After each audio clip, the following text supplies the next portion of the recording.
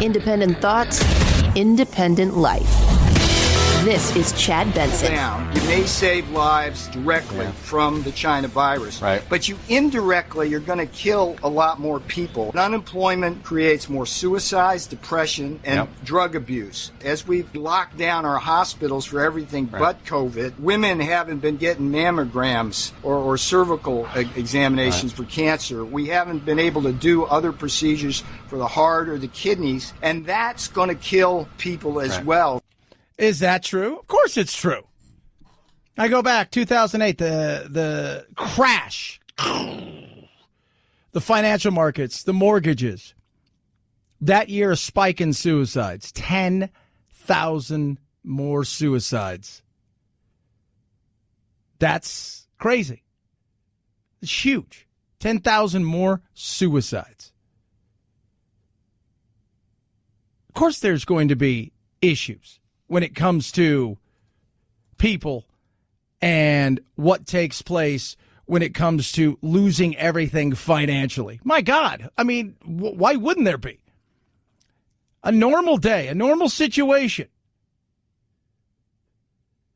where life is going on and somebody financially loses everything, that right there puts them in dire straits. So you never know what's going to happen. This is one of those things where I've talked to a lot of business owners. Some of them look at this as it is what it is. Can't do anything about it. It's not like I did it to myself and we're going to have to figure it out and we may not survive. Some other ones are in dire straits. They've thrown everything into it and they're seeing their entire world evaporate. And they're thinking to themselves, what am I going to have left at the end of this?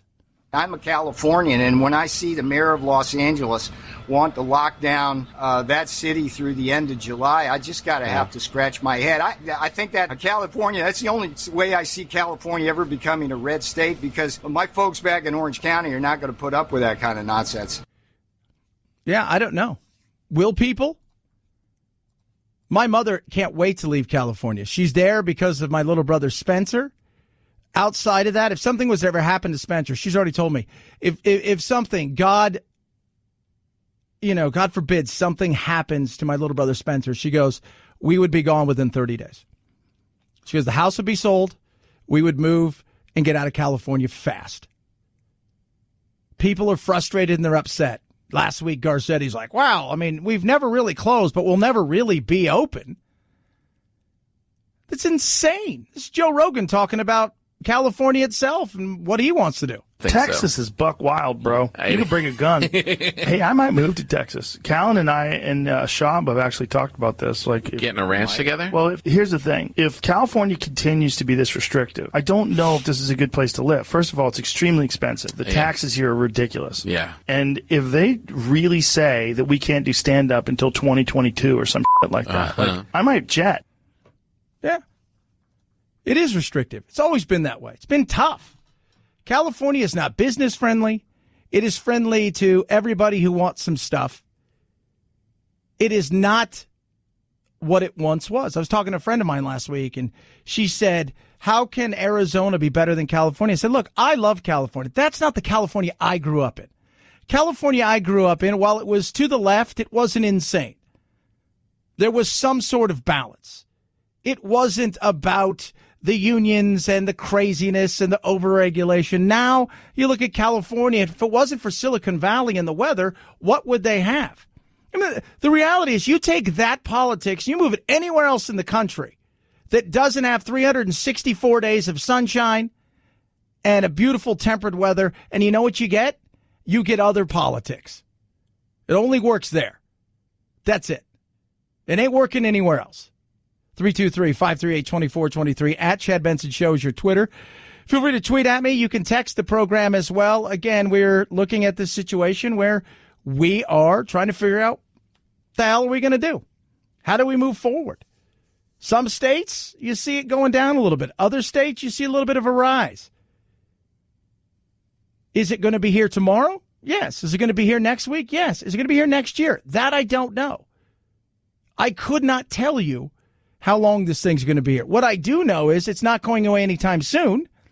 And even if it does, the chances of being seasonal are pretty damn good, which means we are going to have to face this again and again and again, potentially, until we find a vaccine and therapeutic treatments. We can't live our lives indoors. It's just not possible. It's just not possible. And it ain't right. I mean, we're at the point now where I see frustration in people that normally I wouldn't see frustration. I'm not even talking about people that are because we've turned this thing into right versus left on a damn virus. I'm seeing it from my friends who work in the movie industry, the television industry, who live on the left side of the aisle, who are very progressive and are at the point now where they're like, I can't do this anymore. Right? At some point in time, something's got to give. We're going to have to move forward. We're going to have to take our chances, especially if we're healthy. Alex Azar talked to Jake Tapper about health and us as individuals and how we live our lives. The results could have been vastly worse. It's also important to remember, Jake, as we it's worse for us than it is for anyone else. No, that's actually not factually correct. Unfortunately, the American population is a population with significant unhealthy comorbidities that do make many individuals in our communities, in particular African American minority communities, particularly at risk here because of significant underlying disease, health disparities, and disease comorbidities. And that is an unfortunate legacy in our healthcare system. Yeah. Translation. We don't take care of ourselves. Things in our 20s that were unhealthy in our 60s are deadly. Things in our 20s and 30s that, I got to get a handle on this as I move forward. Now, overweight. And I'm not talking about 20, 30 pounds. I'm talking about people who are morbidly obese with very little activity at all. I'm talking about people who sweat when they put their shoes on. That's what I'm talking about. I'm talking about people like that. I'm talking about people who've got underlying issues outside of that has nothing to do with them. But the reality is a lot of what you're seeing, especially in New York, you go look at New York, when you look at what obesity has done, same thing in New Orleans, that's a big thing. Can't talk about that, right? Body positivity, Chad. Because it sounded like you were saying that the reason that there are so many dead Americans is because we're unhealthier than the rest of the world. And I know that's not what you meant. We have a significantly disproportionate burden of comorbidities in the United States. Obesity, hypertension, diabetes. These are demonstrated facts that do make us at risk for any type of disease burden. Sure, of course, but that doesn't mean it's the fault of the American people that our government failed to take adequate steps in February. Oh, no, Jake, please don't distort. No, but this is not about fault. No, but it kind of is, right? You haven't taken care of yourself. And now this thing's come up. It's not about blaming people that this thing's around, but could you have gone and taken other steps along the way that maybe over time could have helped you? Possible, right? Isn't it? Look, as we get older, we don't take care of ourselves. Our body breaks down. That's the reality of life. Doesn't matter who you are. I'm not what I once was. No way. When I was 20, I could do 30 miles a day, play soccer, run around all day. Now I do 2 to 3 miles running, doing sprints, different kind of workouts, playing soccer 3-4 days a week. Try to hit some golf balls every now and then. Try to eat okay. But I feel it. Of course, I'm almost 50. Put my body through a lot of different stuff, but I've tried to do the right thing. Don't drink, never had a drink in my life. Don't smoke, never smoked in my life. Don't do drugs, never done a drug in my life. I am trying to do the best that I can. But at the same time, yeah, we've put ourselves in some positions where you go and you look around and you say, could we have taken better care of ourselves?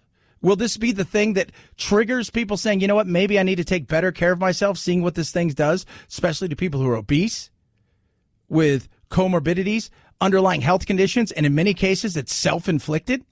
It's about simple epidemiology and stating that if we have hypertension, if we have diabetes, we present with greater risk of severe complications from this coronavirus. That's all I was saying, and you know that. This is not, one doesn't blame an individual for their health conditions. That would be that would be absurd.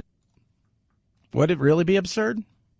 Well, it's not about blaming people. No, it's not, but it's about looking at somebody and saying, Jim, I can't see around you. So maybe, I don't know, have an apple, right? It's okay. Things within moderation. Not saying don't eat, but I'm just saying maybe, that's all I'm saying. Have an apple. 323-538-2423 at Chad Benson Show is your Twitter. Feel free to tweet at me. Yesterday and Saturday, I woke up. Curiosity, the Bundesliga, which is the Germans' top soccer league. The world was watching. Why? Well, the NFL was very intrigued because there's 1,700 players. How do they handle this? Because unlike Major League Baseball, which never started, the Bundesliga, the soccer league in Europe, has stopped and now has restarted. I watched some of the games. The first game was in the Westfalia, which is where Dortmund, one of the biggest teams in Europe, plays their game against their rival Schalke. Normally, 80,000 people. There was nobody. Players on the bench were 6 feet apart. All of them wore masks. It was an eerie, kind of weird thing. And to watch the game, I'll be 100% honest, it looked like a practice game. Did not enjoy it. That atmosphere adds something to it. And I was like, I don't think I want to watch this. Baseball's a little bit different. Golf, you can get away with. I've talked about it even with the wrestling side of things. I watched WrestleMania because my little brothers were here, and they're really into it. We watched it. It's without fans, it's missing something, especially in wrestling, because the fans are such a big part of things. Racing, I think you can get away with some of it. That watching the soccer game, my buddy texted me. He got up. He's like, it's like watching a practice game. It's like watching an early season while you're in training practice game. It didn't look or feel like there was any intensity.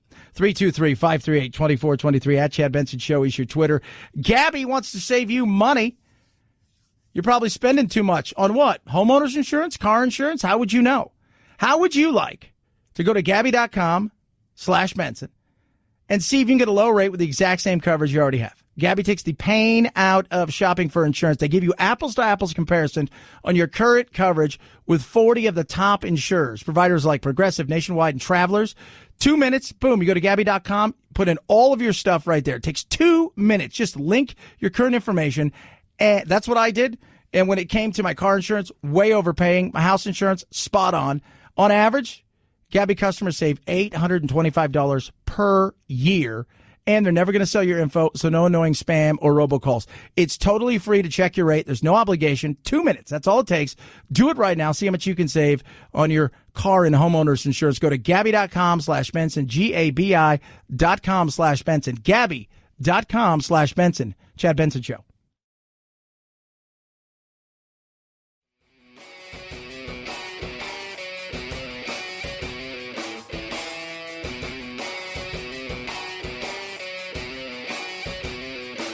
Being antisocial sucks. Hang with Chad's friends on Facebook, The Chad Benson Show. And if you just need some alone time, head on over to Twitter at Chad Benson Show. Either way, we can't wait to meet the real you. The real answer is that we're going to have to start planning to toggle between mitigation and suppression. So we're heading out of the suppression phase now, the one that's more effective, and we're accepting some community transmission as a result of this crushing blow to our economy. Yeah, Tom Bossett, former Homeland Security Advisor under Trump, now with ABC, talking about, we are going to start to understand that there is going to be community transmission, that we're going to get out there. Now, you look out there and you see the numbers. It's like, oh, my God, okay, so these are the numbers. These numbers are huge. How real are they? I mean, they're pretty real. Are they perfect? No. Are we underreporting? Potentially. Are we over-reporting? Potentially. Here's the fact. The fact is the hospital gets more money if you have COVID than they do anything else. That was shown. They'll tell you it is. I spoke to a doctor who was here on Friday and came in and we did some commercials together, and he and I had a very long talk about all kinds of things when it comes to this. He goes, this tests are a joke. He goes, we gave 10 patients a test, blood test, and the Schwab. He goes, at one time, all 10 tested negative. We did the other test. 3 of the 10 tested positive. It's just and they had no idea. They were asymptomatic. There was nothing for them to worry about, but it shows you, we just don't know a ton about this. How long would, I thought I had it in January. I got tested in May for the antibodies. He said, they're not going to show up. I said, why? He says, after about 40, 45 days, the number, he goes, maybe even less than that, it drops under a certain level. And even if you take an antibodies test, it's not going to show up there. Plus, the antibodies tests aren't very good right now. Some of them are okay, but it's about a 70% chance you're going to get a false negative. So it's a frustrating thing. But we're going to have to accept the fact that this is kind of the world we're in, and some people want us to stay indoors until there's something. Other people are like, let us get out there and live our lives. According to a new Gallup poll, 47% say they're worried a lot about the previous day, but late March, early April, that was 60%. That's huge. In addition, a 12 percentage point drop in worry, boredom has dipped 5 points, and happiness has edged up 5 points to 72%. People want to be happy. They're looking around for good news. That's what we need to look for. What's the good news? How can we get moving forward? How do we get back to normal? This is not the new normal. This is a moment in time. This is not the new normal. When I hear people say it's not the new normal. We're not going to live our lives in face masks, social distancing, getting nowhere near anybody, washing our hands. We leave a room, we wash our hands. We go into a room, we wash our hands. We go to the bathroom, wash our hands. When we leave that room, we go into another room to wash our hands because we left that room. We go inside of the place that we're at. We're going to wash our hands. We're at the point where our hands are going to be nothing. It's not the new normal. It's a moment in time. That's it. Happiness helps tremendously. Smile on your face, a little bit more confidence, and things are going to get better. It's going to happen. 323-538-2423 at Chad Benson Show. She Twitter. Feel free to tweet at me. You can text the program as well. Love hearing from every single one of you. Airlines in a lot of trouble. Chad Benson Show.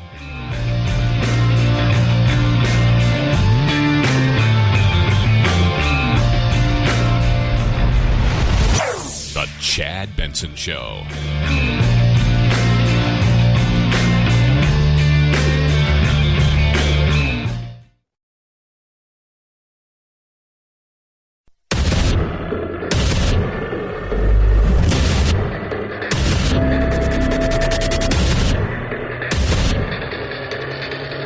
Independent thoughts, independent life.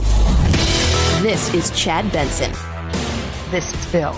I think there's great bipartisan support throughout the country from governors and mayors about the state and local provisions that are in the legislation. Everything in it is for the purpose of opening up our government, helping people in the meantime, and defeating this virus as we honor our heroes who are working so hard, risking their lives.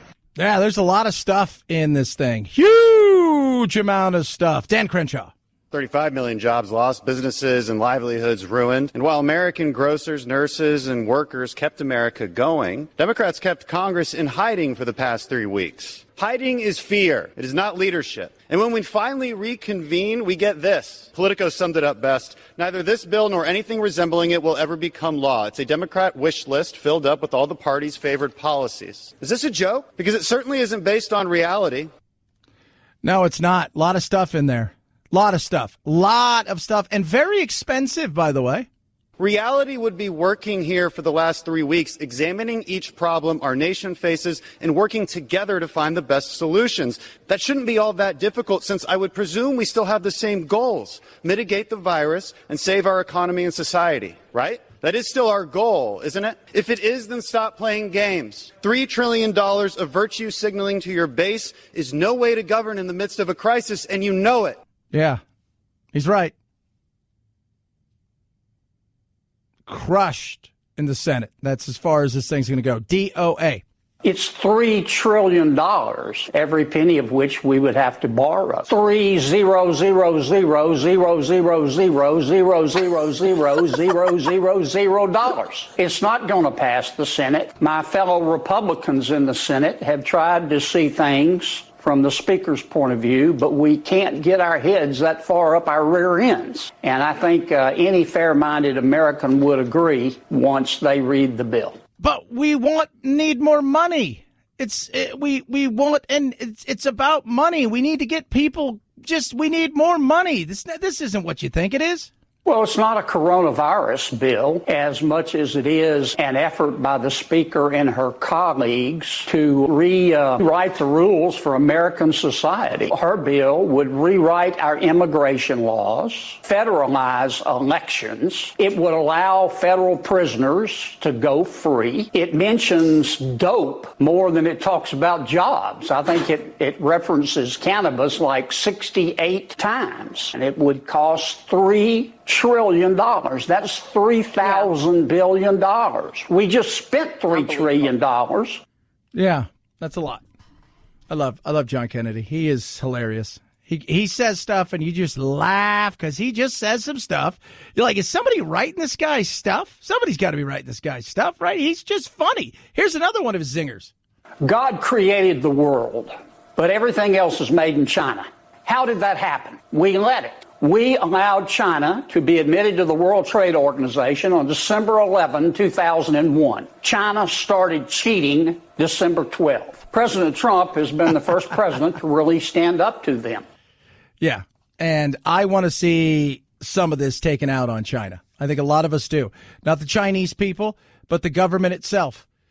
And when it comes to the coronavirus, the way they handled it, the World Health Organization, I think that there should be some repercussions.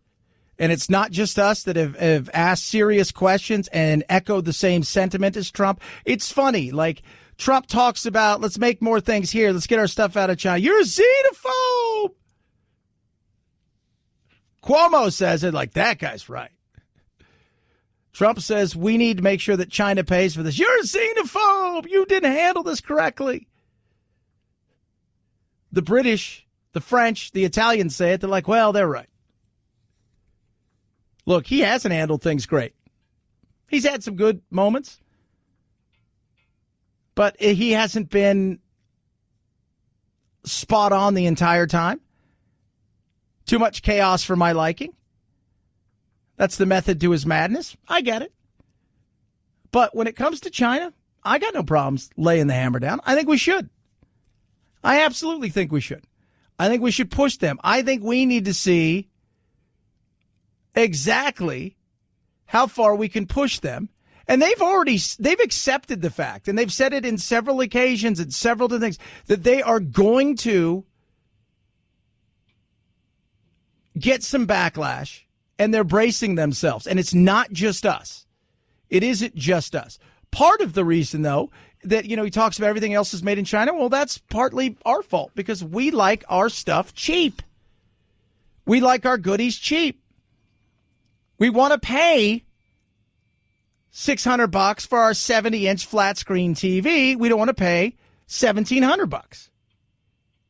That's on us. It's not just China.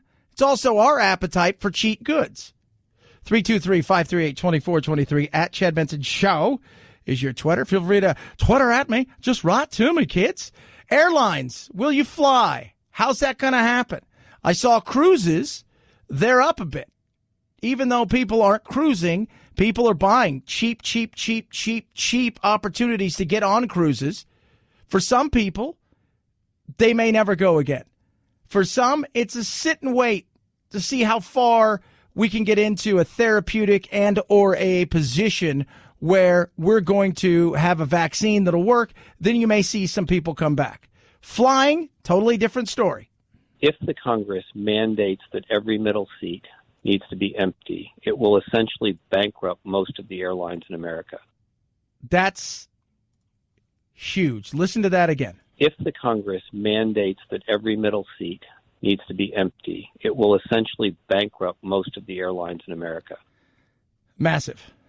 Steve Gaynor, president Avocent Global Advisors. Bankrupt them. What do we do then? People will fill the holes in certain areas, but you're talking about the tourism industry has been thumped. It has absolutely been crushed. And while more people are flying today than they were, say, a month ago, it's still nothing compared to a year ago. The way that most of these airlines are built is on having at least 80% of the airplane filled. If they can't fill 80%, they're losing money. And if they can't put people in the middle seat, then they're going to go bankrupt. Bankrupt. 80% of the seats? How long until we get back to where we were? After every recession, it's taken 5 years for airline traffic to get back to where it was before the recession. And so if we're looking at a decrease in passenger traffic for the next 5 years, this makes it very difficult for the airlines to survive. Yeah. 5 years. And we're just thinking, oh, it's the airline. Well, think about this. Where are you flying to? For some people, it's business. For some people, it's tourism. Tourism in places, say, Florida, California, Arizona, Texas, New York, Hawaii. Those are huge. Massive. People fly. So tons of people. Vegas. Think about Vegas for a second. I don't know how long it's going to take Vegas to make their comeback. They want to open stuff up. They want to do certain things. But Vegas just didn't live on the weekend tourism. Think about all of the massive conferences that are held there, the sporting events that are held there. Think about all of those things that aren't going to be there. And what does that? That's the trickle-down effect of the local economy.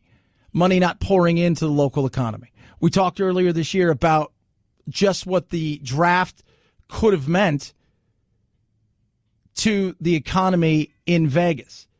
That's that trickle down from the person who's got a little hamburger stand all the way up to the big boys and girls who own the huge casinos. It's the same thing when it comes to tourism around the country.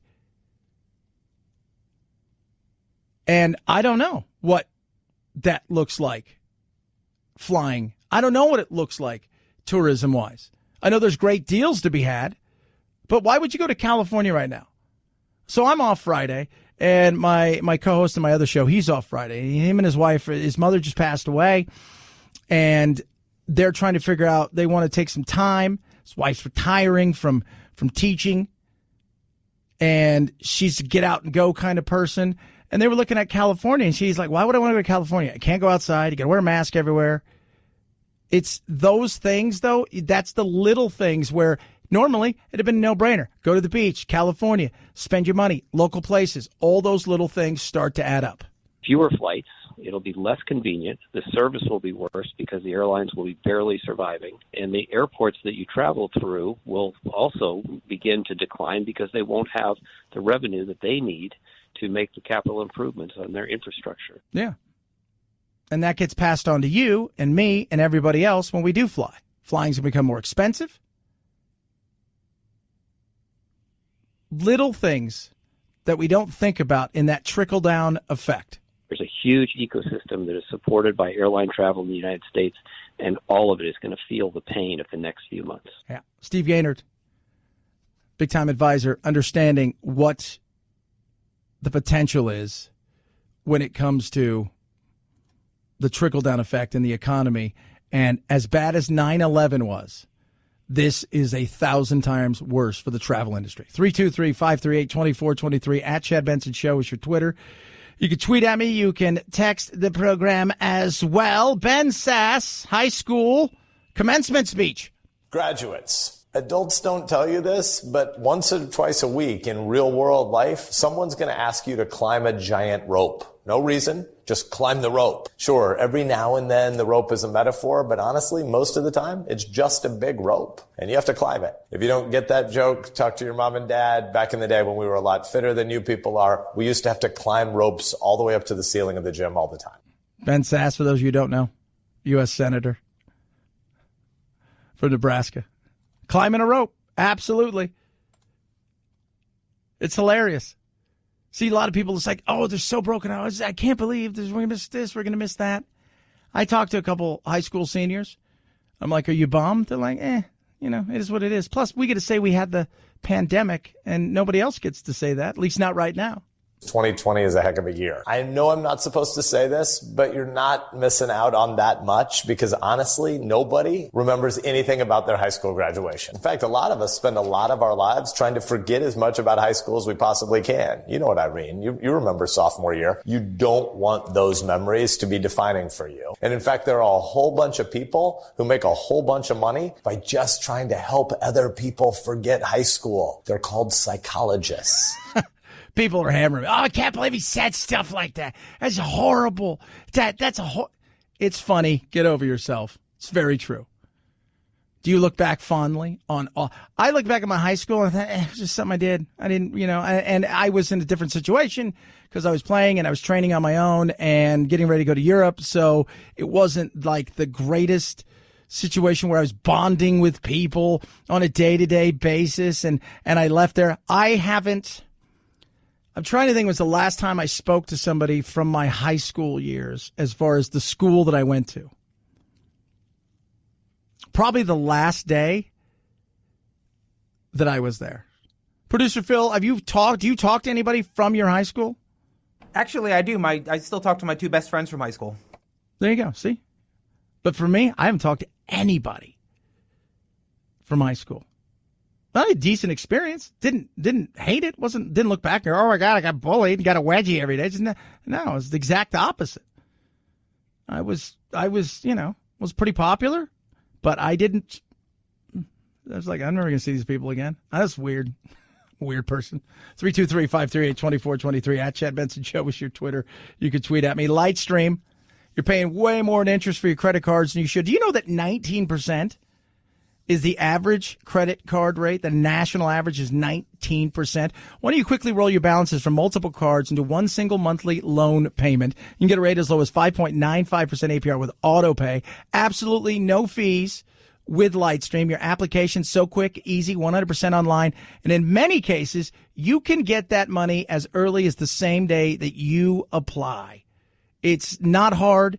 And at this moment in time, every chance and every time you could take an opportunity to save yourself some money, do it. Apply today. Guess what? You can get a special interest rate discount. You go to lightstream.com/Benson. It's the only way to get that discount. lightstream.com/Benson. Subject to credit approval. Rate includes 0.50% auto pay discount. Terms and conditions apply. Offers subject to change without notice. Visit lightstream.com/Benson for more information. Chad Benson Show.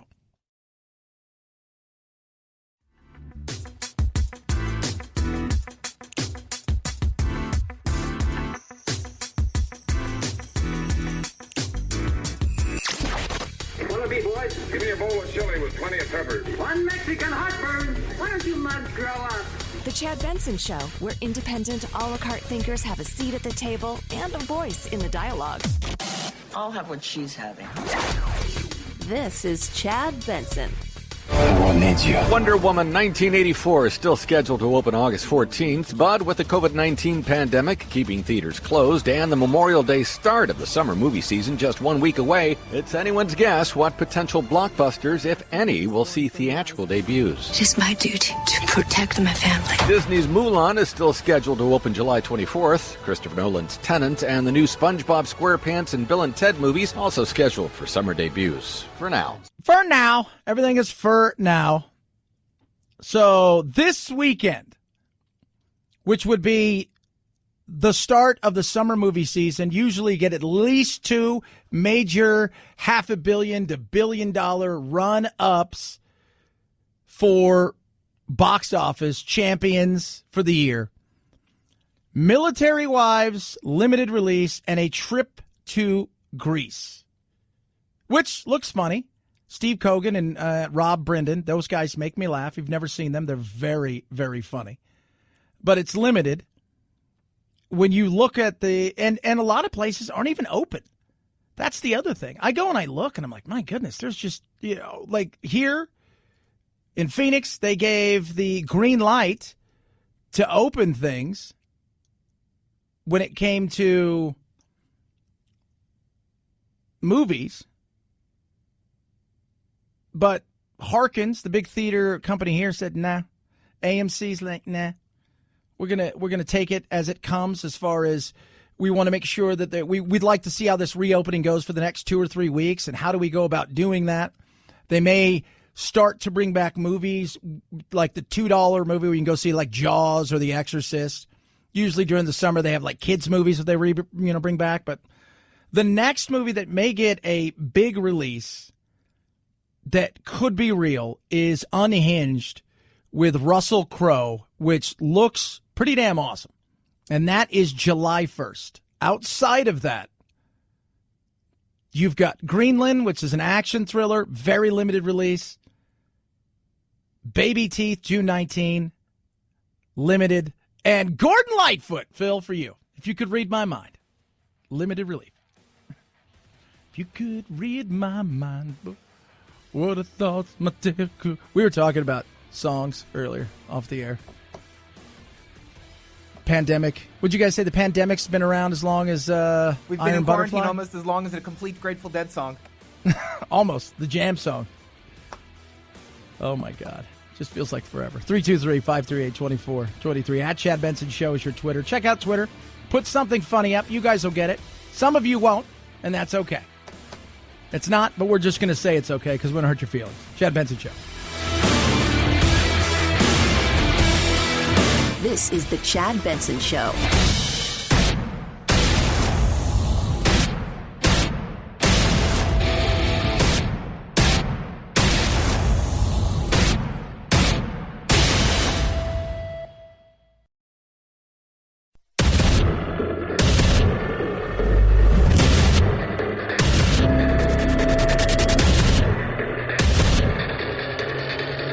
Independent thoughts, independent life. This is Chad Benson. Sign is going to be, like it was in the beginning, outbreak numbers going from small flare-ups to larger trends in any community. It's not going to result this time, though, in a whole nationwide blanket shutdown.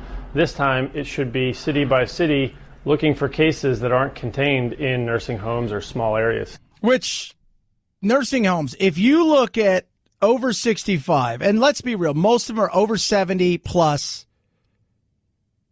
Nursing homes, not assisted like living where you're independently living, but the nursing homes themselves where you need somebody there all the time, and grandma and grandpa are shipped away there, and that's essentially where they're going to spend out their days, and in many cases it's almost hospice-like. If you look at those numbers across the country, you'd be shocked. Here in Arizona, they make up 20% of the cases and 80% of the deaths. Those numbers are very real. 20% of the cases, 80% of the deaths.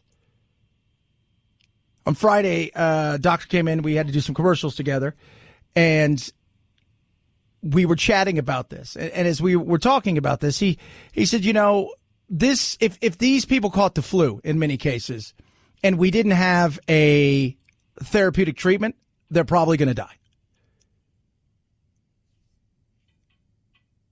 Therapeutics and vaccinations, that's what we need. Some people, they will never feel comfortable until there's a vaccination. For other most people, therapeutic, like a azithromycin, which is the Z-Pack. You get that. If you're not worried about the flu, right? Nobody I know is terrified of the flu. But you get that, you'll be all right. You think, okay, if I get it, I don't feel so good, go to the doctors, they give me whatever it is, this thing fights it off, and it takes it from being a pain in my butt and potentially deadly, as could be anything, by the way. People die from the flu every year, and it's not just people with comorbidities. People die from the flu. Here's the good news. Moderna, which is an American company, biotech firm, their first data is out about their vaccine. So this is what they did. They had 45 participants for the coronavirus vaccine. Each participant received 2,500 or 250 microgram dose with 15 people in each dose group. At day 43, or 2 weeks following the second dose, levels binding antibodies, the 25 microgram group, were at levels generally seen in blood samples from people who recover from the disease. Translation, it's showing that there is, with the antibodies, that this thing shows some real promise. At the end of the day, that's what people are looking for. We going to get there? Trump on Friday was talking about it, saying we're going to get there. It's big, it's huge, it's warp speed, it's massive, mega, massive, huge. And people are like, I can't believe he's promising. What should he do? I asked somebody that, because I get a lot of text, man. You're a Trump defender. I'm like, look, when Trump does something good, I'm going to say it. If he does something bad, I'm going to say it. Well, I can't believe he said this. What do you expect him to do? I mean, I'm curious. Do you want him to walk out and say the world's going to go to the end? We're all screwed. None of us are going to make it. That's the end of the day. Good luck. Kiss your ass goodbye. Is that what you're hoping for? Is that what you want? Is that the goal? Push them. Go ahead. Push the people. I got zero problems with that. I love it. Push them. Get them out there. Make them do things that maybe they didn't think that they could do. So my conversation was very interesting with the doctor. As we were chatting about all of this, he said, what's amazing is when you cut through the crazy red tape, how fast things could go. He goes, the red tape, because normally what happens is when you come up with something and you say, okay, we've got this treatment for diabetes, for cancer, whatever it is, the money you spend getting to the point where you fail is so massive. Success is great too, but most of these things are going to fail. So you will spend years on something that eventually ends up collapsing and then back to the drawing board. This is one of those things we've cut all that out. So failure can be quick and we're on to something else. It goes, it shows you how crazy some of this stuff is. And I get that we all want stuff to be regulated, but human beings are fine with risk as long as they think there's a reward at the other end. There's nothing in life that is risk-free. There is zero things in life that are risk-free. Last week, Chris Christie came out and he said, we are promised, opportunities in life. We're not promised a risk-free life. And Whoopi Goldberg had issues with that. You upset a lot of people last week for saying that the country needs to reopen because people are going to die no matter what. I mean, you compared it to lives lost during World War II, calling it a sacrifice for the American way of life. Who are you willing to sacrifice to die, Chris? You're saying people should be willing to sacrifice family to die. Who are you willing to give up? Listen, I said that some Americans will make that sacrifice no matter what we do. And now we have to decide how we're going to balance this. Yeah. It's not an either-or situation as far as opening up. Who are you willing to sacrifice? Everybody takes a risk every day. You get in a car, you risk. You get in an airplane, you risk. You take a shower.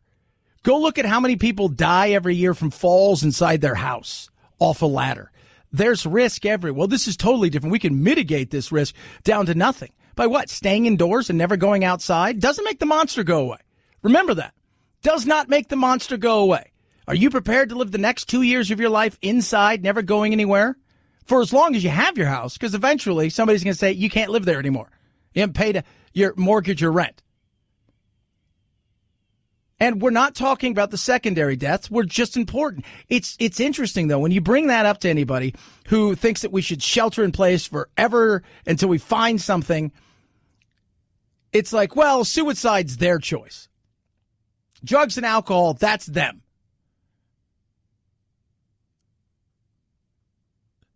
Bridget Fetzi was on with Joe Rogan. We've had her on the show. She's a comedian. She's funny. She was saying, ask a doctor. Doctor knows that in prescribing drugs, as they do, that there's going to be a certain percentage of people that are going to abuse these drugs, even though they need these drugs. Out of that will come some sort of addiction. There's a risk in everything that we do. There are people who are standing on food bank lines, people who are losing their homes, people who are losing their livelihoods, which is leading to depression, which is leading to suicide, which is leading to addiction, which is leading to domestic violence. Now, businesses should only open at 50% capacity. Everyone in the country needs to be wearing masks. The temperatures need to be taken before anybody goes into businesses. But if we wait around for a vaccine to occur before we reopen our country, we will lose countless hundreds of thousands of lives to people who are being destroyed by the epidemic's cure. Is it possible? Yeah, it's possible. Depends on how long it went on for. Hey, Phil, have you gone to a restaurant or anywhere where they did the temperature or anything? No, not at all. I went in this weekend. We were in Walmart, and I'm like, oh, the eye vision thing. I'm gonna go get some of my contacts. And I walk in, they all had their mask on. And before I could come in, I was like, oh, it's kind of weird. Because I didn't expect it. He just walked up to me. I'm like, whoa, ho, settle down. Settle down. It's an odd thing. Chris Christie's right, though. Balancing this, knowing that there's going to be loss either way. It's what I said, and I continue to say. I don't envy any governor across the country on the left or the right. Means nothing to me what your political affiliation is, because you're going to have to make tough choices. Choices like, I stay closed. We do the best we can to fight this thing, understanding that businesses are going to go out of business. Revenue is going to dry up for governments across this country, local, state, and national government, federal. That money is going to go away. Taxes will eventually have to be raised. We'll lose lives in another way. I open up, we'll lose lives in another way. Potentially. It's a no-win situation. You're choosing the best of the bad choices that you've been dealt.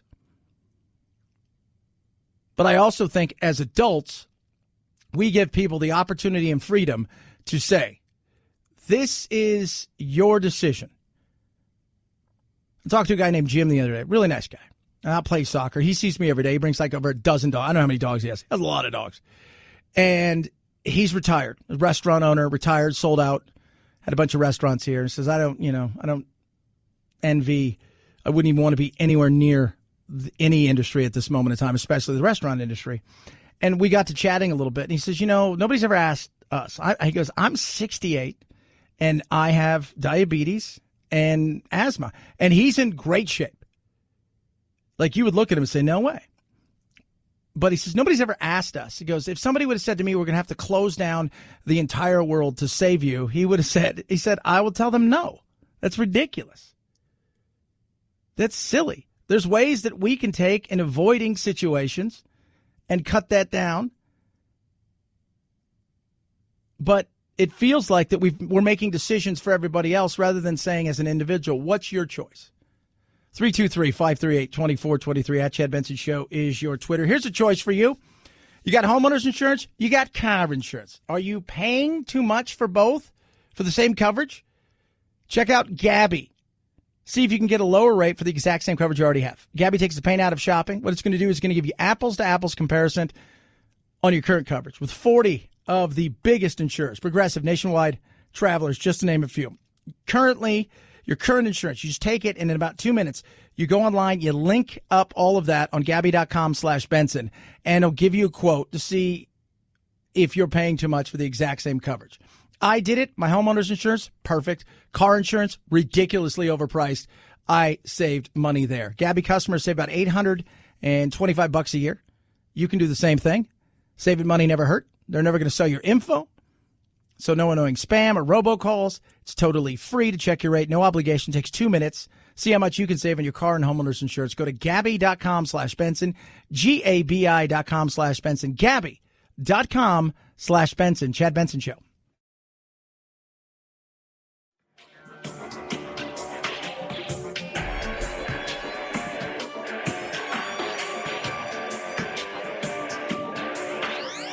Warning, no snowflake zone. Uninformed opinions are in danger of melting. The Chad Benson Show. 5, 4, 3, 2, 1, 0. Ignition.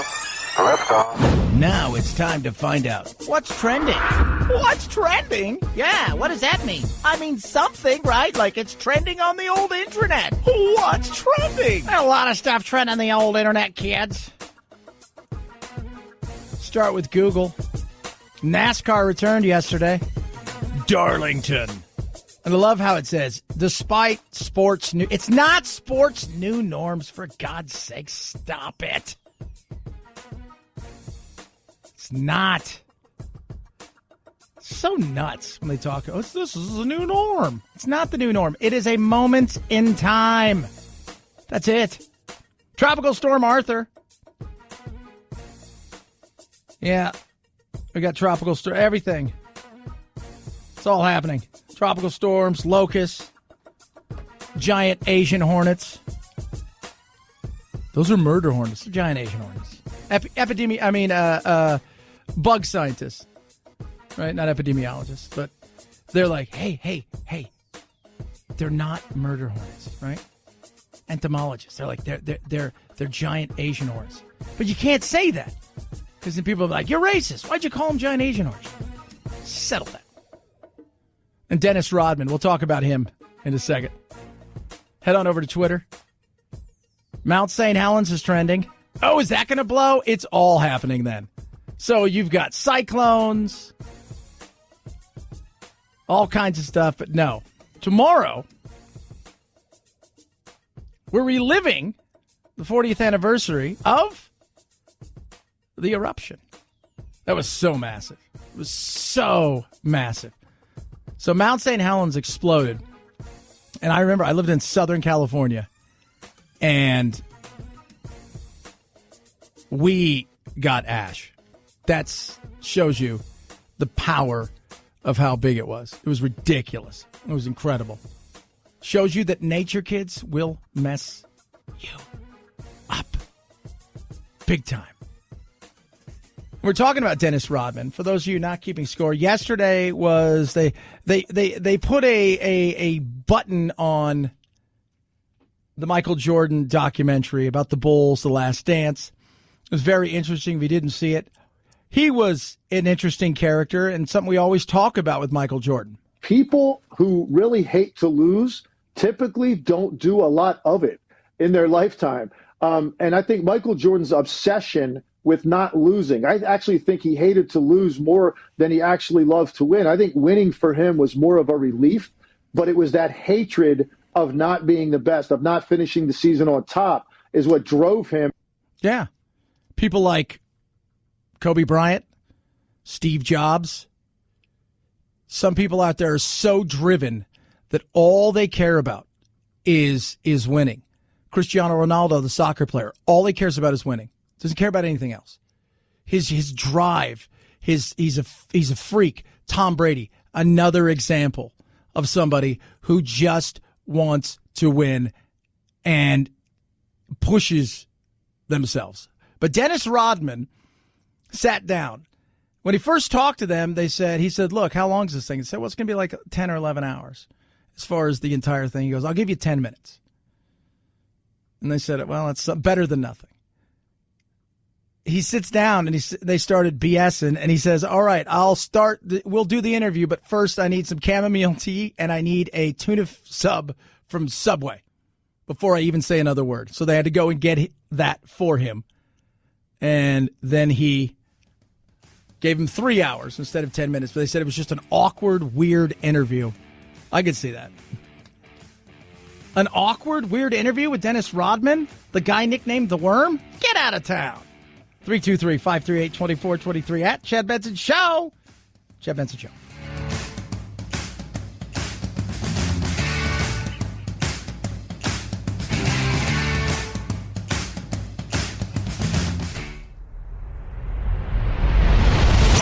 The Chad Benson Show.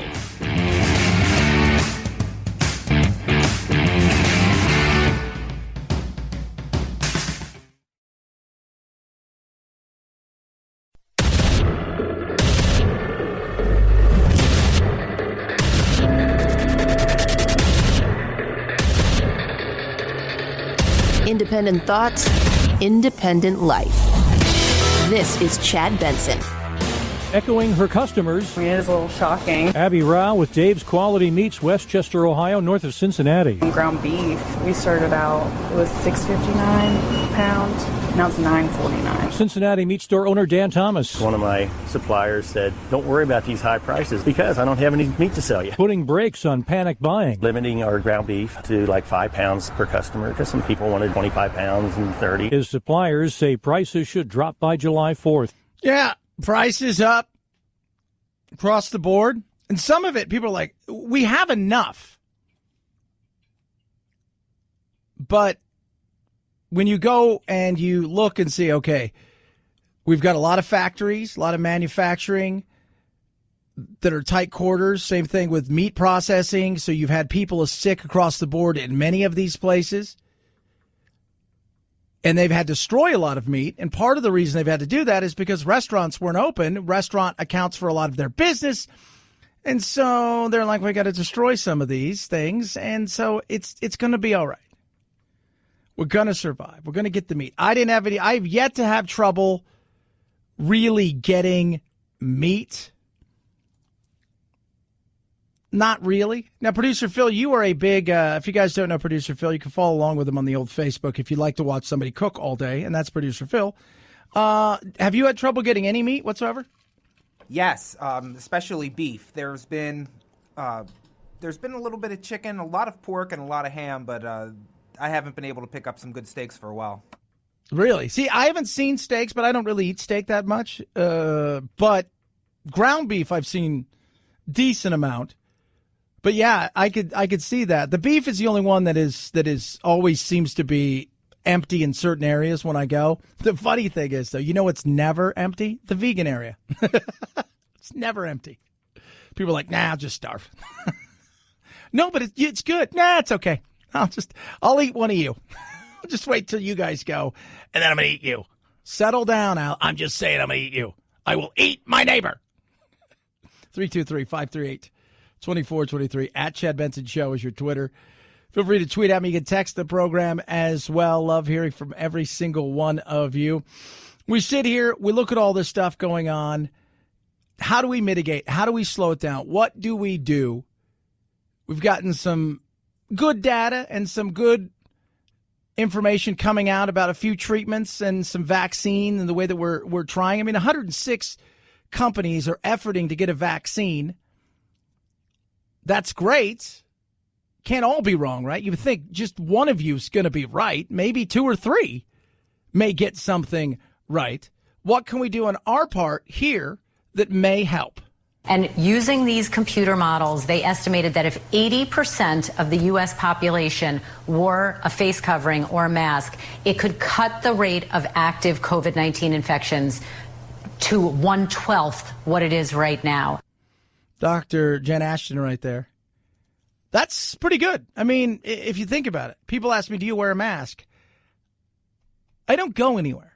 My life has not changed outside of going shopping on a Saturday morning as far as, and that's what I've done. I mean, my life has not changed at all because the movies aren't open, so I don't go to the movies. And I play soccer. I train mostly by myself, and I was playing maybe one time a week in a league, but I haven't done that for several, months. My life hasn't changed that much. Even when I went to the movie theater on a Thursday night, normally that's what I do. I try to go see a movie on a Thursday night. I'd be one of the only 5 or 10 people in there, but my life hasn't changed that much. If it requires a mask, and that part of it is the fact that it's very habit-like, right? It's habitual. Asian countries, for the most part, for a very long time, they've all worn masks, partly in places like China because the smog and the air quality has been awful. So they've worn masks, and it's become kind of a habit. Here, it's not that way. Sometimes you forget, you don't know. I have one in the car. Do I always wear it? Yeah, I put my mask on when I know it's a place that requires me to wear it. But I don't always wear a mask. I'm not going to pretend that I do. But if that would help, then it's little things that we can do. That's a good thing at this moment in time. And I just, if masks don't work, why do I have to wear one? And if they do work, why do we have to shut everything down? It's a very fair question. But now there is some theory that because this is covered, our eyes are exposed, people who are still getting sick, it may be through eye entry. Maybe. We don't know that yet. Because we don't wash our hands and we're gross, right? We touch stuff. Think about how gross your phone is. How many times you touch it. It's gross. It's gnarly. You touch it, God knows how many times. Then you touch your face, you touch your eyes. There's a lot of things that you think about. And I think it's become more top of the mind. How many times we touch a handle and we don't think about it? How many times we touch our phone and we don't wash our hands? How many times we give somebody a high five or a nudge, or we grab a pen that somebody's used? You start putting all those things together. You're like, oh my God, I do. And it shows you how fast and quick the virus can get around. At the end of the day, we wash our hands a little bit more. We do the best that we can to sneeze elsewhere. Not so gross. We could probably clear a decent amount of this up just doing that while they try to figure stuff out. 323-538-2423 at Chad Benson Show is your Twitter. Feel free to tweet at me. You can text the program as well. Baseball trying to come back. NBA trying to figure a way back. Over the weekend, the Bundesliga, which is probably the third largest soccer league in the world as far as power. You've got the Premier League is number one, followed by Spain, La Liga number two, followed by the Bundesliga number three. And I watched a couple games this weekend, and I will tell you, it was a tough thing to watch. It was very tough. Seeing the Dortmund game, which was the game that played first, 80,000 seat stadium, empty. It looked like a practice game. It did not look like a competitive, top-class, world-class team game. It looked like a game that was beginning of preseason, the first time that these two teams have even taken the field, and it looked very much like there was no intensity. Now we're going to have Major League Baseball. Potentially, as they put their plans together, coming back, what does that even look like? What kind of plan do they have? Major League Baseball feels like this plan needed to be as detailed as it is, not just to get players back and have them feel safe and feel like they're in a healthy environment, but because public health commissioners and local health officials are going to have to rubber stamp any plan that Major League Baseball has to come back. That's Jeff Passan there from ESPN talking about what that would kind of look like and why it's important, because it's not just baseball say, let's go. There are other people that are going to be involved across the board, from local officials and the health side to all kinds of things. And then there's that different side of it. Watching players this weekend score goals and then nobody celebrates. That was weird. Normally they'd celebrate. And it's funny because they would celebrate as if there was 80,000 in the stands. They'd run over and they'd do it. But nobody really got near each other. It was an odd thing to watch. And it's a tough watch. This is a 67-page document that essentially says baseball as we know it is going to change. Now, it's going to change in really small ways sometimes, Hannah. You're not allowed to spit. You're not allowed to have sunflower seeds on the field. One thing that got a really visceral reaction was the point that we will discourage players from showering after the game. That didn't go over well. No, I wouldn't think so. So you're going to discourage them. Well, I think what they're hoping you do is you go home and shower and you do everything in your area, which would be the best place to do it. But then I thought to myself, well, you're going to be inside of a shower with all of your antibacterial soap and all this kind of stuff. It's going to be hot water. You have all the places to be. It wouldn't be the worst. It's like getting in a pool. You got chlorine, you got everything. Like if you're going to be somewhere, you would think that would be the place you're going to be safe. Then you've got the NBA. What are they going to do? How do they get this thing sorted out? Some states, teams can start to train if they want to. Other states still in lockdown. How do you go about even taking this thing? Because the German league was the first one to make a comeback, having paused in the middle of all of this. Who's next? They're opening up these practice facilities. If you guys knew the ramifications was going in these practice facilities, you have to go to your car. You drive up. You have to come in. They give you slippers. They take your shoes to the court. You have to wear your slippers to the basketball court. Then you put on your shoes. After you're done with your shoes, you leave your shoes there. They give you new slippers. You go back home. You can't take a shower. You can't go in the locker room. That's kind of weird. I got to be honest. Seems like it's a bit much right there. I would think differently if, hey, you know what, a vaccine's coming 6 to 8 months. Maybe we don't play the season.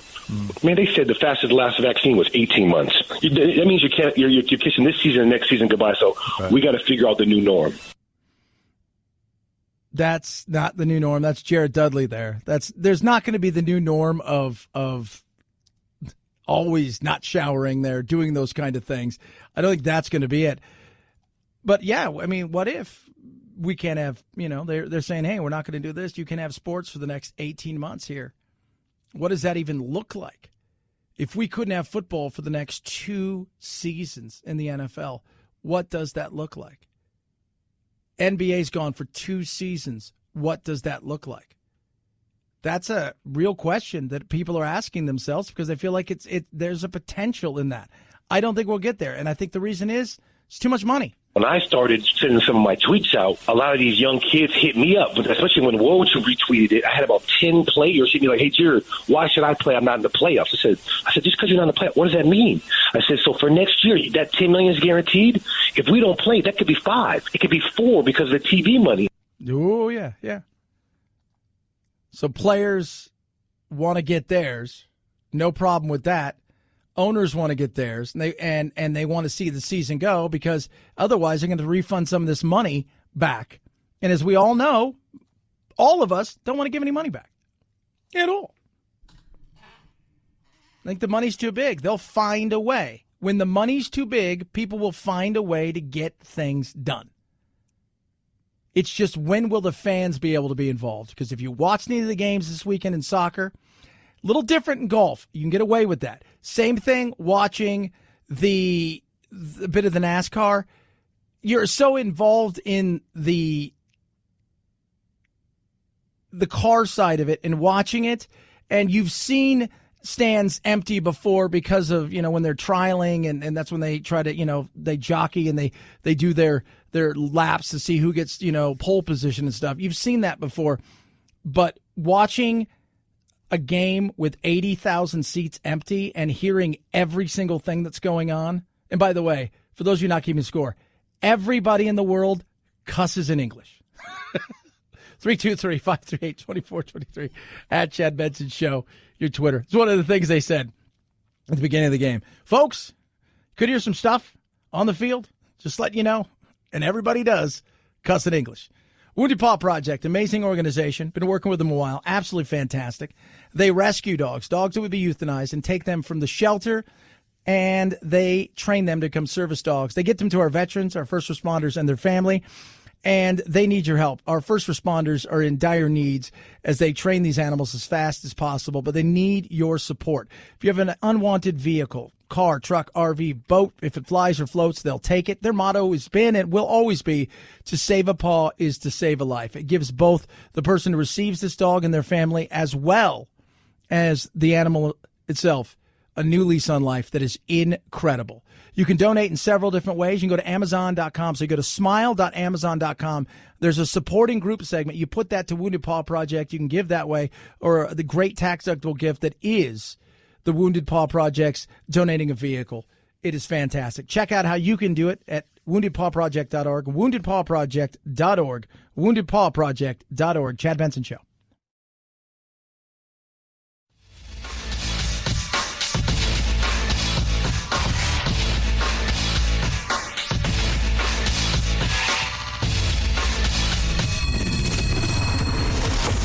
The Chad Benson Show, where we reach across the aisle and occasionally poke someone in the eye. Well, the restaurants here in Las Vegas are open now, and I went out the other night, and it was nice seeing all the people out, some socializing. The restaurant I was in did a great job on the social distancing. I was at a table for 8, there was only 3 of us, and looking around the restaurant, it was pretty much that way at all the tables. Even every other booth was empty. So I think as long as you do it that way and you honor these social distancing and take precautions, we can get back to some sense of normalcy. That's O.J. Simpson. The only reason there was not 8 people there is because he killed the other 5. Chad's not very nice. Never convicted. I see NASCAR. They're going to compete today with no audience. It's just great to be able to look at some live sporting event. The guys were asking me, do I think that could work in football? I said, well, you got to realize that if they have no audience, that's 2 to 3 million people who normally would go to those games that's going to be watching TV. The networks is going to love that, and the sponsors are going to love that because there's no commercials at the stadium. They got them on television. Yeah, he's right there. But how much of that are they going to lose revenue-wise is a fair question. Baseball estimate they're going to lose about $650,000 to $700,000 per game of lost revenue. If you think about how many games will be played, that is a tremendous amount of revenue lost. So 82 games is what they're going to be playing, and if you're losing $640,000 per, that's $52 million per team. That's massive. It's well over $1.5 billion in just a certain amount of revenue. That's huge. OJ did do something else that was very interesting. Finally, I'd like to send my condolences to the family of Phyllis George. I knew Phyllis professionally back in the 70s, and her and her husband, we were able to socialize a little bit. My condolences to her family. God bless her soul. Didn't kill her. She died. If you don't know who Phyllis George was, she was Miss America. She was a lot of things, including a sportscaster. And she was like the first woman to host a Super Bowl, to do all kinds of things. And she started in the mid-'70s. And if it wasn't for her, in many cases, you see all these people from Hannah Storm to all of these big people that are on, Robin Roberts and stuff. She was it when it came to it. I remember watching her in the 70s and 80s when she was doing football. It was very interesting because you didn't see that. Now it's, Michelle Tafoya and everybody. That's a norm. She was the first. 323-538-2423 at Chad Benson Show is your Twitter. Tweet at me, text the program, check out the Instagram as well. Building out a new website, should be up later on this week too. And go to the TuneIn Radio app and you know what you can do. You can grab your podcast right there, cost you nothing, and it's coronavirus free. Chad Benson Show.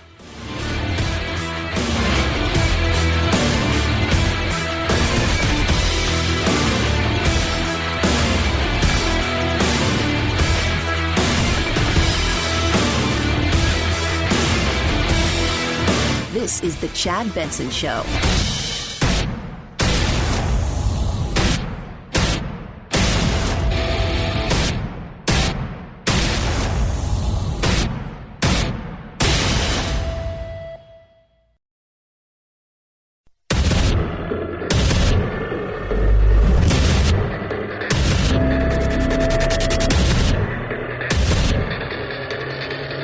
Independent thoughts, independent life. This is Chad Benson. As of this morning, almost every state has taken steps to begin reopening, and the American people are doing an extraordinary job of continuing to take precautions while at the same time wanting to start, and they will be starting to resume their American way of life. We'll be reigniting our economic engines. We're going to be taking care of our most vulnerable, which are our senior citizens and various communities, to support those that are struggling in this very difficult time. Others don't have the same kind of struggle. That right there, Trump talking about 48 of the 50 states have taken some sort of step to reopen, and now it's reopening time. What exactly does that look like? How do we go from point A to point B, and then point P to point C, and then get to the point where we're finally rolling and just open for business? That's very much an interesting conversation that people are having. There are no good choices when it comes to reopening. It's not an either or. We all know, even people that think we should shelter in place, know at some point in time we're going to have to reopen. At some point in time, we have to. We can't stay indoors forever. Well, it's not forever, but maybe just next 18 to 24 months. Now, come on. So what does that look like? Because let's say we shelter in place the next 6 months. What does it look like outside that a group of people that will continue to work and there'll be another group of people that will not work? What's the unrest like? There'd be plenty of it. On top of all of that, even if we save lives in one area, could we lose it in another area? That is very real. If you lock people down, you may save lives directly from the China virus. Right. But you indirectly, you're going to kill a lot more people. Unemployment creates more suicides, depression, and drug abuse. As we've locked down our hospitals for everything but COVID, women haven't been getting mammograms or cervical examinations for cancer. We haven't been able to do other procedures for the heart or the kidneys, and that's going to kill people as well. That's very real. Let's not pretend it's not. Peter Navarro talking yesterday about this, and there is something very real about that.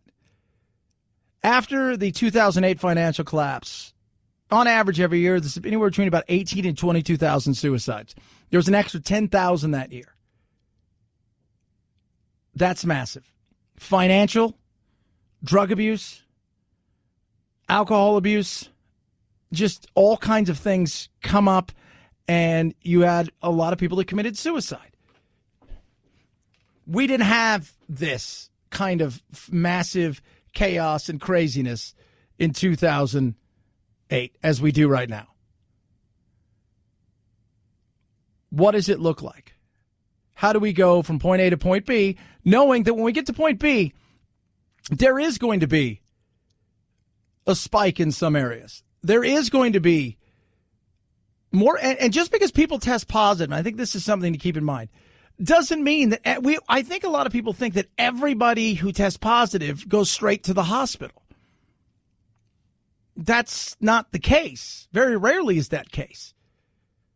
But how do we open up everything in a real way that allows people to start getting back on their feet? And this is not an overnight thing. The Fed already came out today and said, look, this is going to be a while. We could be in a situation of start-stop for several months, maybe well into 2021, as far as this entire economy not firing on all cylinders. I'm a Californian, and when I see the mayor of Los Angeles want to lock down that city through the end of July, I just got to have to scratch my head. I think that California, that's the only way I see California ever becoming a red state, because my folks back in Orange County are not going to put up with that kind of nonsense. No. And Garcetti said last week, we've never been fully closed, but we'll never be fully open until there is a cure. Could there be a cure?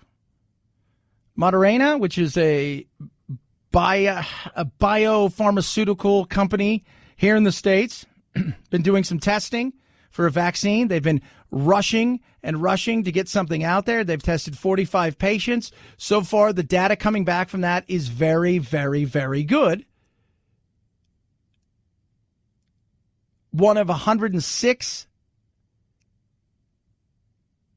companies globally that's trying to get us there. Can't all be wrong. You would think somebody's going to get it right.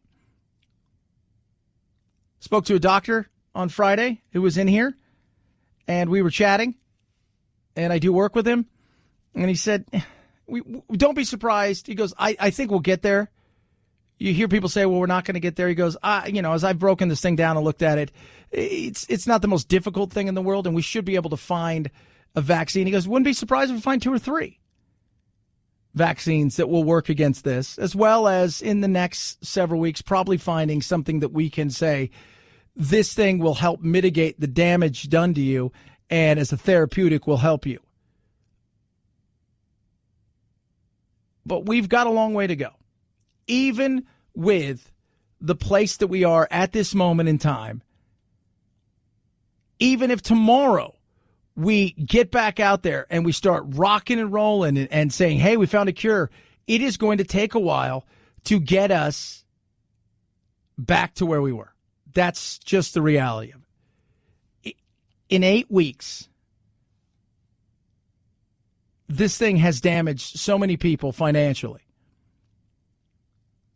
By the time all is said and done, within the next, I would say, 3 to 4 months, we'll settle in to probably 25 to 40%, 25 to 35% unemployment. And until we get to the point where we really have a reopening and an understanding of how we attack this thing, that's what it's going to be like for a while.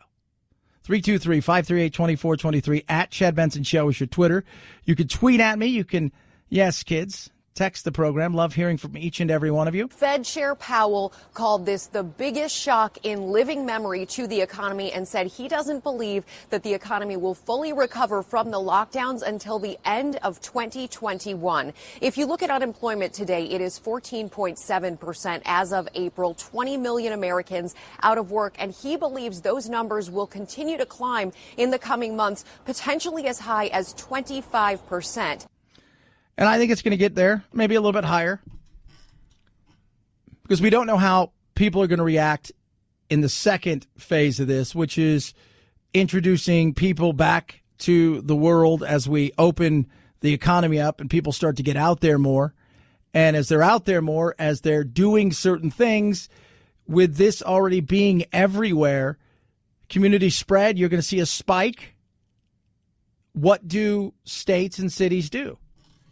Do they just go, we're going to take it on in the cluster, in the area that it is, or do we shut everything down again?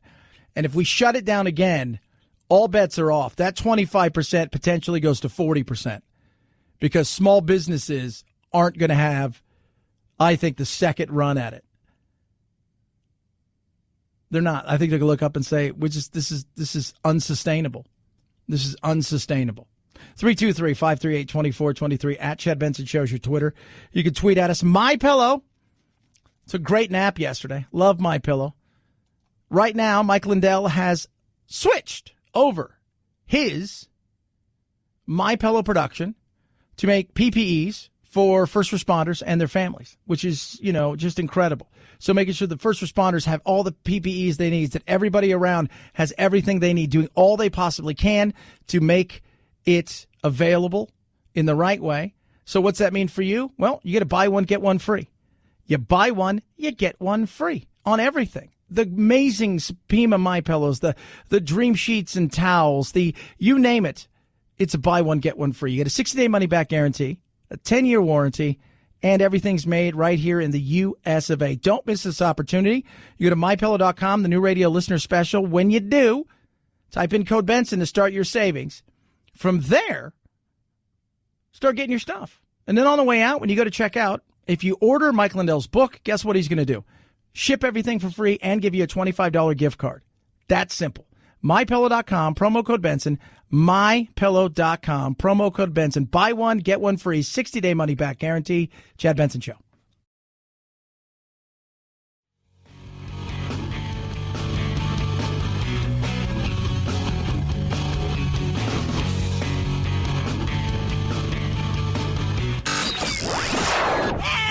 I can't take it anymore! Well, get over it. It's time to forge a new path with your very own political cartographer, Chad. Reports of fuller planes are now backed up by increasing traveler numbers. March 24th was the low, and into April, only about 98,000 people per day were flying. But every day in May, numbers have been inching up. On Sunday, the TSA says it screened close to 254,000 passengers. That's the highest number since late March. But still, that's down about 90% compared to a year ago. Think about that, 90%. We have 1.5 million to 2 million travelers on a daily basis. 200,000, it's not a lot. The industry is getting absolutely crushed, and it may not make it. Some of these industry superstars that we've seen for years that have done well, low-budget airlines, local airlines, flying regional, big, and even some of the major ones, they are in for a rough few years, and don't be surprised if you see bankruptcies and more consolidations that may just leave us with fewer choices. We're going to go to much smaller airplanes. We're going to be relying on sort of regional jets for routes that you might have seen much bigger airplanes on. Frequency is going to decrease because there are going to be fewer airplanes flying, so it's not going to be as easy for people to go to the places they want to go, and they're going to be in smaller airplanes. So we're going to see real bloodshed in the aviation industry because they just can't survive on the model that exists today with demand so low. Yeah. And that's crazy. That's Steve Gaynor, who is a financial advisor and a big, financial guru, looking at this thing in a much different way when we talk about airlines. And I don't know. I mean, I don't know where we're going to go. I don't know how many people are going to be flying. And that's the trickle-down effect that's going to have on the industry itself, not just the tourism industry, but the business industry travel-wise, because they depend on people coming and going and frequencying, local restaurants and hotels. And some hotels that, because I stay up here, I live about an hour outside of town, usually. Now, since the whole pandemic has started, and you started to see overnight just the collapsing of tourism out here in Phoenix, and nobody's traveling, I go home every night because it's quick. But normally once or twice a week, because the traffic at night by the time I get off is a little bit thick, and I just say, I'll stay up here. It's just easier for me. Hotels that would normally this time of year cost me $150 a night, I get it for $35. It's crazy. It's nuts. Hotels that were $350 a night, you get it for $89, $100. It's nuts. Right now, there are only about 4 out of 100, 115 airlines in the world that can survive on that kind of load. They need 75% of that airplane full to make any money. And so if you take that middle seat away, those airplanes are going to go bankrupt. They are just not built for the COVID reality. They're built for December 2019 when everybody was flying and then 85% of that airplane was full. Yeah. And I don't think that's going to happen anytime soon. And then you've got the mask question. Do we all have to wear masks? We're going to get our temperatures checked, and then we all have to wear a mask. And if you've got an 8-hour flight, you got a 6-hour flight. How comfortable is that? Put a mask on for an hour or two. How comfortable is it? Next time you're going somewhere in your car, put a mask on. It's not super comfortable. And I think the one industry that is going to suffer the most is the travel industry. Planes, cruise ships. Massive, massive issue for the foreseeable future. 323-538-2423 at Chad Benson Show is your Twitter. You can tweet at us, text the program as well. President Obama. This pandemic has finally torn back the curtain on the idea that so many of the folks in charge know what they're doing. A lot of them aren't even pretending to be in charge. Look, he was an incompetent president. That's all I can say. Grossly incompetent. Thank you. Good times. So Obama gave a commencement speech. Several other presidents and mucky-mucks did over the last week or so. Obama took some swipes. Normally when you're president and you leave, you don't really say too much about the person in the office. You kind of just, you respect the office.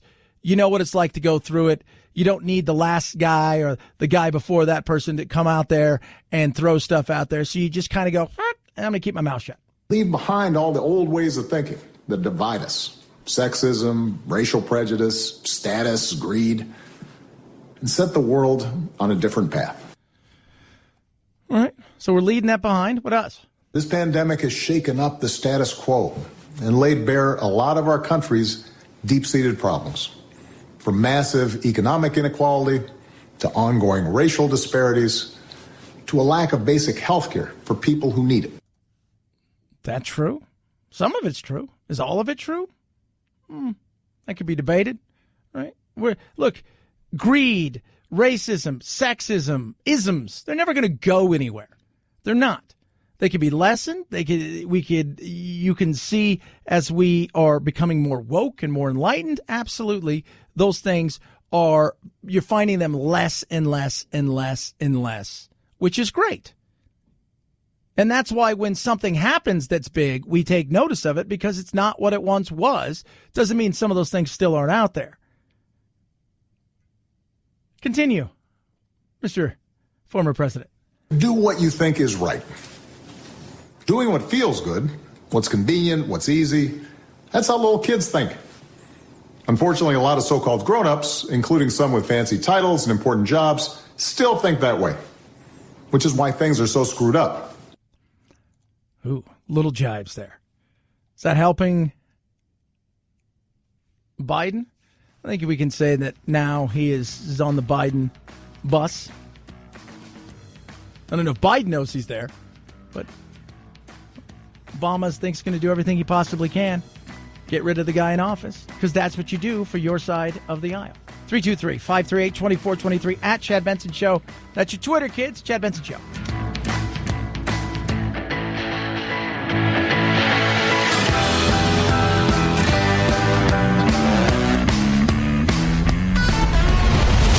The Chad Benson Show.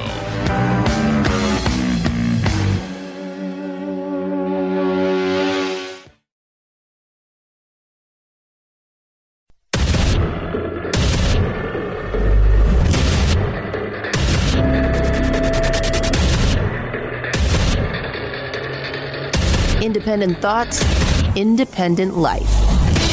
This is Chad Benson. The real answer is that we're going to have to start planning to toggle between mitigation and suppression. So we're heading out of the suppression phase now, the one that's more effective, and we're accepting some community transmission as a result of this crushing blow to our economy. Toggle! We're toggling, kids. Toggle! We're going to go over here. We're going to try to mitigate. Then we come over here. We're toggling. We're going from one side. Then we're coming over here to the other side. Then we're going to go from one side. We're toggling. What does that mean? We're going from one side to the other.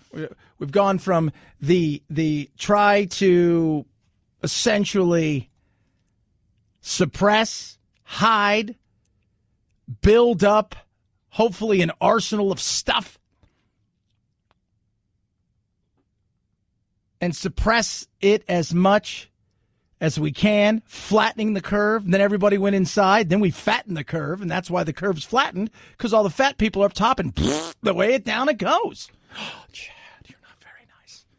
So we're doing, man. We're fattening the curve. Flattening. Did I say fat? I'm sorry about that. So that's what's going on there. Now, we're going to go out, we're going to try to mitigate it. Meaning, we're going to go out, we're going to slowly but surely return to life in a semi-normal way. I don't think this year we're going to get to normal. Even if we find what will end up being the right vaccine, it will take a while to produce it in mass.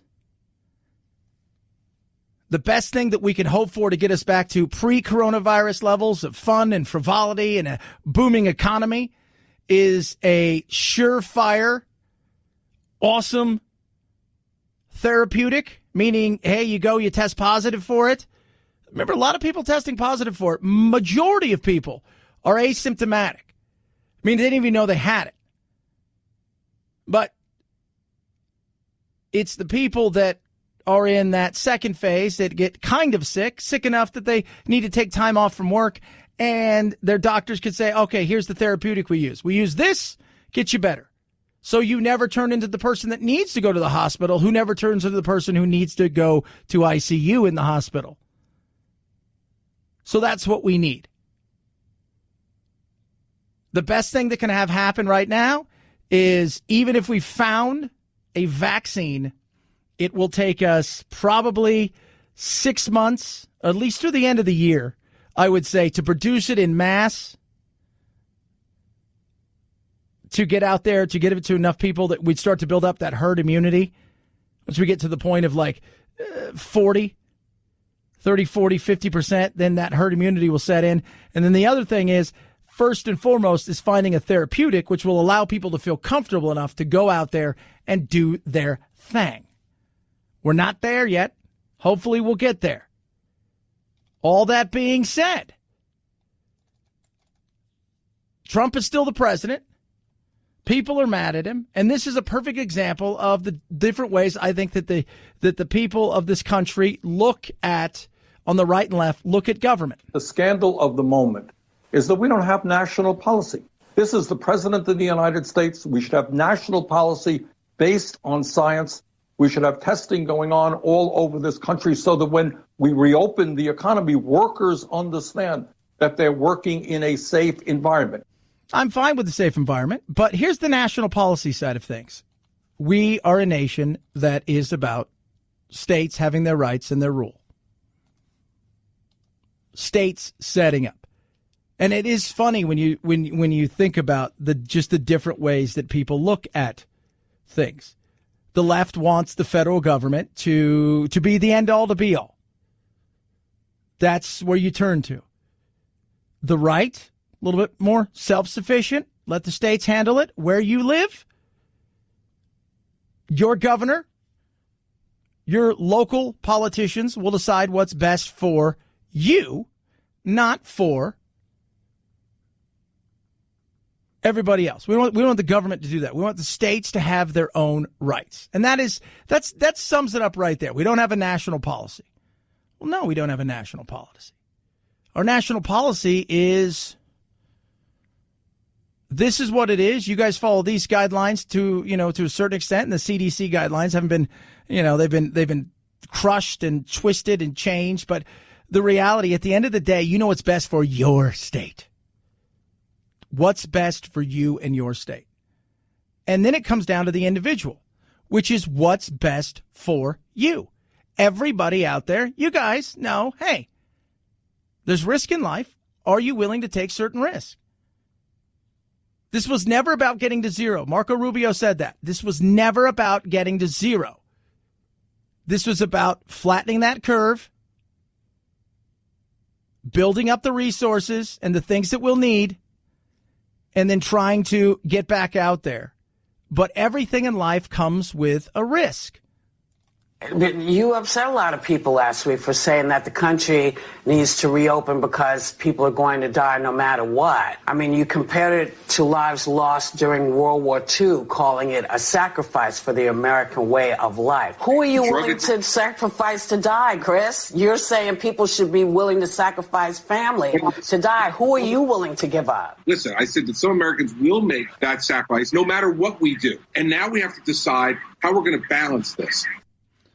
I think that's right. And Chris, Christie, former governor of New Jersey, when he was out there, he said last week that, you're guaranteed life. You're not guaranteed a risk-free life. And that's to me, a very real thing, because we're not guaranteed a risk-free life. We're guaranteed an opportunity. But everything we do inherently comes with risk. And I think every individual out there has to take it upon themselves and say to myself, what are you willing to risk? What is your appetite for risk? Some people, they'll just go and they'll live their life. And maybe it bites them in the ass. Other people, they're going to be very risk adverse. They're going to want to stay at home. They're going to wait and hopefully find a therapeutic. And for some people, it may get to the point where they don't feel comfortable going out until they know absolutely for certain there is some sort of vaccine. And even with a vaccine, and I think we may come up with 1, 2, 3 maybe, doesn't mean it's a surefire 100% vaccine. It could potentially be like the flu vaccine where 60-40, you may or may not get it, but we've got a good therapeutic. So at the end of the day, you're going to be okay, and the numbers will be kind of similar to the flu. But as individuals, we have to start thinking, what is my risk? And what is my responsibility in this? There are people who are standing on food bank lines, people who are losing their homes, people who are losing their livelihoods, which is leading to depression, which is leading to suicide, which is leading to addiction, which is leading to domestic violence. Now, businesses should only open at 50% capacity. Everyone in the country needs to be wearing masks. The temperatures need to be taken before anybody goes into businesses. But if we wait around for a vaccine to occur before we reopen our country, we will lose countless hundreds of thousands of lives to people who are being destroyed by the epidemic's cure. Some of that is very true.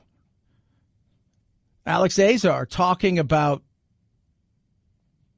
some of these things, of what's going on, how we need to get back out there, what we need to do to take care of ourselves. And over the weekend, as we all looked at this, he brought up a little bit of the personal responsibility side of things. Of course, Jake Tapper's, you're victim blaming. But no, he was just being honest. And in this day and age, as we all know, honesty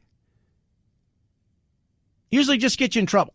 The results could have been vastly worse. It's also important to remember, Jake, as we it's worse for us than it is for anyone else. No, that's actually not factually correct. Unfortunately, the American population, it is a population with significant unhealthy comorbidities that do make many individuals in our communities, in particular African American, minority communities, particularly at risk here because of significant underlying disease, health disparities, and disease comorbidities. And that is an unfortunate legacy in our healthcare system. Which is true. Translation. People are unhealthy. Things that were fun and unhealthy when you were 20 and 30 are now dangerous and deadly, being not just kind of overweight. Not just, hey, I'm 20, 30 pounds overweight. We're talking about people who are 70, 80, 100 pounds overweight, who have zero exercise in their life whatsoever, sweat when they're changing their socks. That's what we're talking about. People who have diabetes brought on by poor nutrition, people who smoke and drink and have abused things, and then you throw in the other people out there who, through no fault of their own, have underlying conditions. But there's a lot of this that's self-inflicted, and we can't talk about, no, don't say that. Because it sounded like you were saying that the reason that there are so many dead Americans is because we're unhealthier than the rest of the world. And I know that's not what you meant. We have a significantly disproportionate burden of comorbidities in the United States: obesity, hypertension, diabetes. These are demonstrated facts that do make us at risk for any type of disease burden. Sure, of course, but that doesn't mean it's the fault of the American people that our government failed to take adequate steps in February. Oh, no, Jake, please don't distort. No, this is not about fault. No, it's not about fault. I think he was talking about, we can go and we can look and say, who does this hurt the most? Who does this affect the most?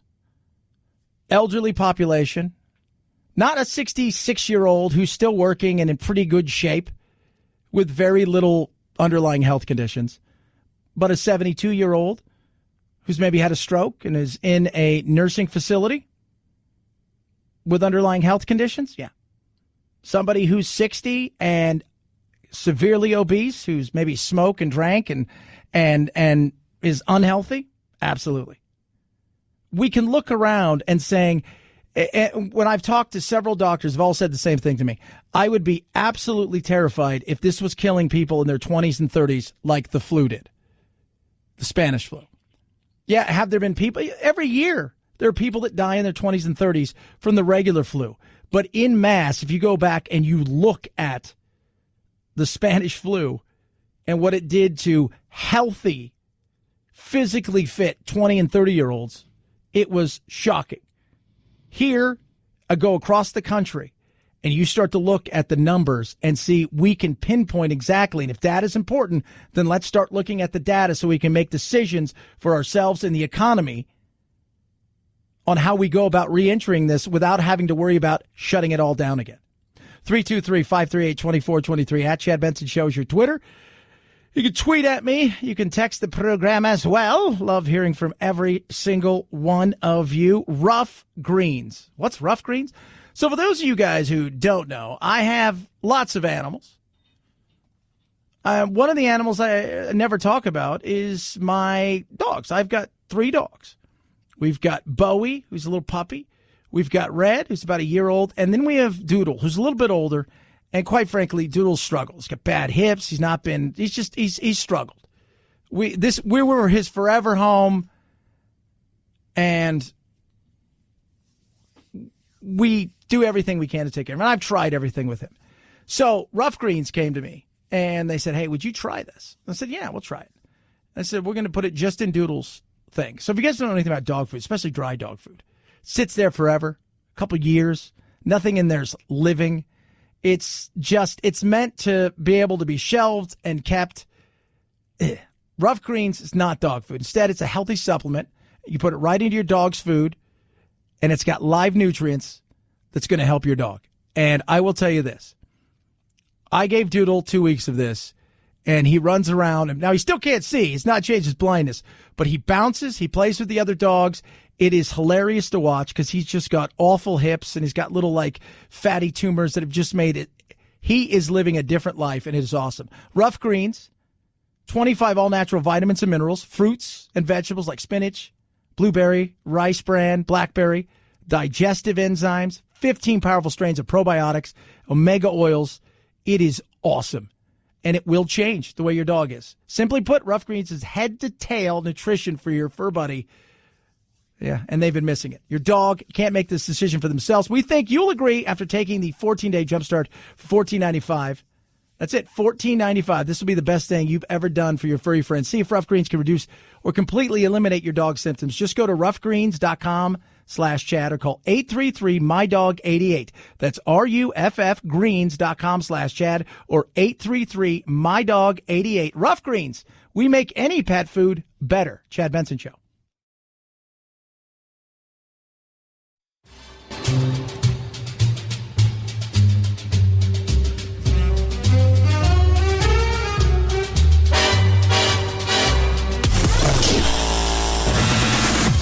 No need to fear. We promise we won't give you a noogie and make you cry Russia, Russia, Russia. Who is the fearless leader? Fui. Fui, fui, and double fui. What is your language? This is a family show, remember? Fui to families too. Nostrovia. This is Chad Benson.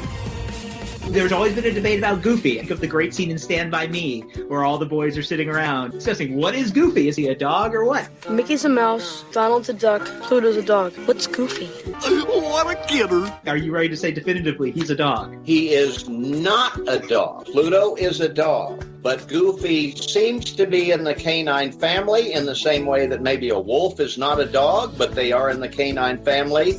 I think it's Canis goofus is the technical Latin term for what Goofy is. So we know. Pluto, yes. Goofy, kinda. That was Bill Farmer talking about him, saying canine goofus. He is the voice of Goofy. Oh, man. So we know now that he kind of is a dog. He's in the realm of the dog world. Maybe not a dog as we know him to be, but he's doggish. How's that? 323-538-2423 at Chad Benson Show is your Twitter. You can tweet at us. The NFL trying to figure out what to do, how to kickstart the season. When will they do that? We'll find out more in the coming weeks. Some of the things they are looking at, though, is how to get more front office people who are minorities, coaches, GMs, presidents, and so on. They've got the Rooney Rule. That's kind of, I think, run out of it's just not doing what I think they thought it would do, which is if a position comes up, you must interview somebody, a minority, for the position, which is great because every time you have a chance to interview, I always tell everybody, take the interview.